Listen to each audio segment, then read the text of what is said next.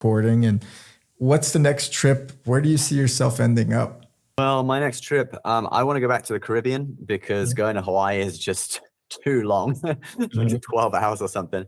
Oh, wow. Um, so I went to Grand Cayman before and loved that. So I think I might go to maybe the Turks and Caicos Islands, or some other islands in the Caribbean. I want to explore the Caribbean a bit more.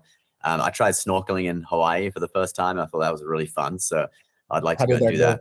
Oh, that was all. I saw so many fish. It was amazing. I got a lot of footage on my channel of like with the GoPro underwater of filming fish and stuff. And yeah, so I'd like to go and do that in the Caribbean where it's closer. I could take a 3-hour flight instead of a 12-hour flight.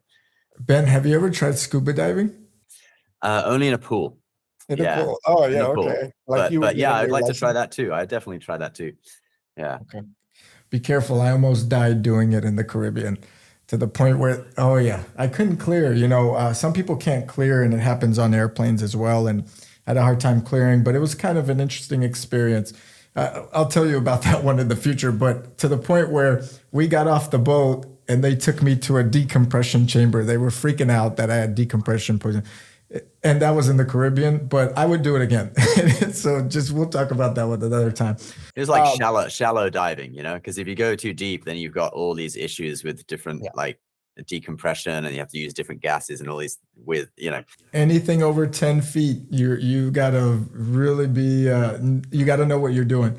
Let me ask you, for someone just how I've done a few podcasts already on credit. Like I had a kid come on, he's 18 years old. He made credit his biggest thing in America, or his journey to getting the nice cars, the house, the loan, the apartment, etc. And I was pretty impressed. And you came here to America, didn't know what credit was. How important is credit for the audience to understand thoroughly? Like they don't teach this stuff in school at all, which is crazy, right? Like it's the biggest judgment on a person aside maybe from some type of record. It literally is a judgment that carries with you your whole life. How important is credit, and what should people understand about it? well, they should understand it's basically a score of how trustworthy you are. I think that's kind of a good way to sum it up, right? Because it's whether you pay your debts or not. Um, and yeah, like you said, there's credit, and then there's maybe criminal judgments or liens, like if you didn't pay your taxes, but there's only a few things that are like on your credit, on your record like that, right? And credit, I would say, is the main one that everyone has. And so, yeah, I mean, if you build up your credit score, you can do so many things. Banks will trust you.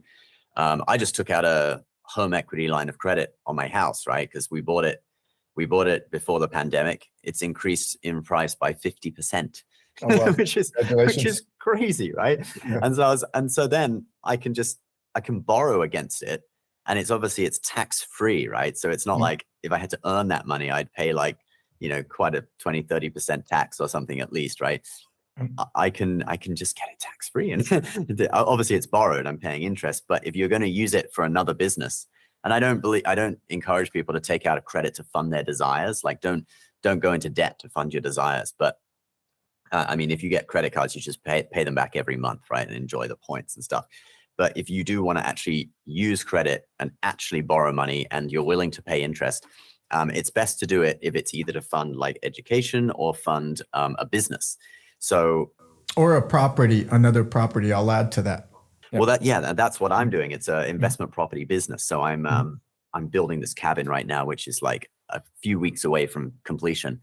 Oh, congrats. I think I've been saying that for months. Yeah, I think, you know what's funny about that, guys? The last time I talked to Ben, which was about a year and a half ago, he told me he's building a cabin, and he told me that it's getting completed. And trust me, I know construction as well. So it's never in the timeline that you think it will be. Is that right? Well, that's because this is my first thing I've ever built. So at Oh, that time, okay. I really didn't know anything. I was like, the builder was like, "Oh yeah, we'll be done in 4 months," and I was like, I didn't know not to believe him, right? But anyway, now the floor is in, the kitchen cabinets are in, the bathroom tiles are in. So we are pretty close. Hot tub's being delivered in a couple of weeks. So we should be done by the end of the month. But which means probably the end of the year. But you know, uh, yeah. Anyway, so I had sort of like the bank that funds the construction with this, because I got a construction loan for it. They sort of they release the funds at a different rate to the when the builder wants the funds. Their schedule isn't aligned. So I took out this home equity line of credit on my house so I can sort of fill the gaps and I solve the issue with liquidity. But yeah, just having a good credit score. I mean, I was able to convince 2 banks to lend me like hundreds of thousands of dollars. By leveraging your property, which is basically Yeah, like the a second mini one. bank.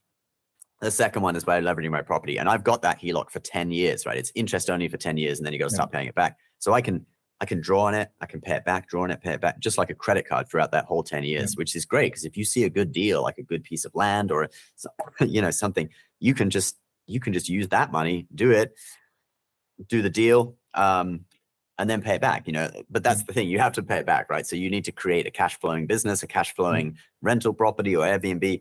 You pay back the money you borrowed, and then you have Do it something again. next year. Do it again. Yeah. You know what basically Ben is saying is don't pull out a line of credit on your home, buy yourself a Lamborghini that's going to potentially depreciate, and then be forced to sell your home because you're not able to pay it back later just to cover your payments.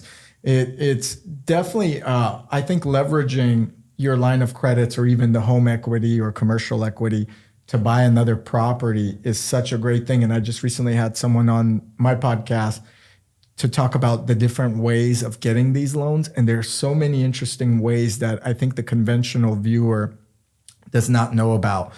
There's so many different programs than the standard 30-year mortgage, because a lot of people were thinking that. I personally enjoyed listening to this individual explain all these other methods. And this was one method where she said leveraging a property would be really good. Let's get into your social media, because I'm so intrigued. I think we've talked enough about points, and I know people will go to your channel and talk about points and the beauty of that. But social media, you mentioned you were one of the first to go on YouTube. Did you have like an ice break moment where you had to say, hey, I'm going to be in front of the camera? Or was this kind of natural for you given your background? Yeah, it was natural for me because I'd already done a lot of TV stuff before, actually on YouTube as well. I was the number 3 online celebrity in Taiwan in the year 2014. Yeah, it's random, isn't it? I'm serious. So like, I had a show. It's in Chinese. I presented the camera, and yeah, it was very, very popular from like 2013 until about I'd say all the way up until I stopped it in 2020. Wow. But yeah, it was, and if I see people from Taiwan or if I go there now, people still recognize me and want a photo and stuff. But yeah, so I was already pretty good, pretty used to being on camera. And so, yeah, I just sort of started this channel on the side, like, oh, maybe this could go somewhere. And then I had a viral video about how to get approved for the Chase Sapphire Reserve, because that was a credit card that came out at that time. And it was like, there's a lot of buzz around it. The points guy made like $1 million off of launching that card, actually. Oh, wow. Yeah. Really? It was like $1 million launch for him off the referrals and stuff, apparently, according to news sources and stuff. So yeah, so we kind of got in on the action with that. It was very viral. Like Chase didn't do any marketing for that. They just let influencers push it.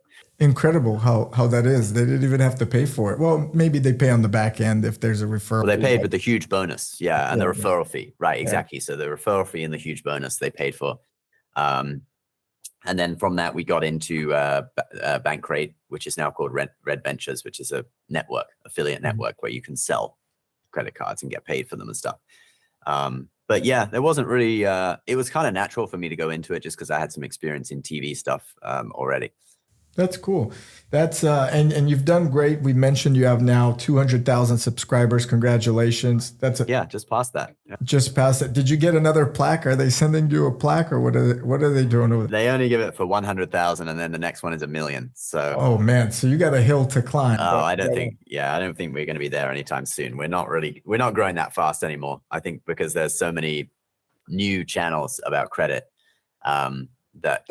yeah. That's a great question for me to ask you. Is it too late to start in YouTube? I mean, you were a pioneer. So is it for someone that's watching going, hey, I'm going to start a YouTube side hustle with so much competition nowadays? Is this a good avenue to approach, or do you think it's based on like personality? Or I notice women get more attention than men in some cases, depending on how they look and so forth. But is it a good career to start a YouTube channel today? It well, it can be. Yeah, it really depends on the niche and it depends on your abilities. If you're lucky enough that you just have a very appealing personality or looks that people really want to watch. I mean, some people have just won the lottery like that, Yeah. especially people on TikTok where they're Yeah. just they make like these really short videos of them just sort of, I don't know, not doing not much, and they really get a lot of views. So there's a few different types, I guess you could say, of YouTuber. Like one person is the one who sort of won the lottery, you know, in that they just right place at the right time. Then you've got people who really do have original ideas, you know, and then you've got people who meticulously study YouTube and do a data-driven approach, who can do pretty well with channels too. So it's definitely not too late, but it's definitely harder than it was back like 10 years ago. Yeah, I think you're right. The competition, the analytics part, understanding the keywords, it's become more of like a business. And the ones that are, as you said, meticulously study it and really put a lot more effort into it with consistency, I think that's a big one in YouTube. See a better prize, and it definitely helps being prettier, which means you and I are out of luck, Ben. We could have already had more following. But all right, what are some of the biggest challenges of having a YouTube and some of the biggest rewards of having a YouTube channel? Well, biggest challenge could be that you are like, sometimes you feel a little bit like you're on a treadmill, that you have to keep producing content because you have to be consistent.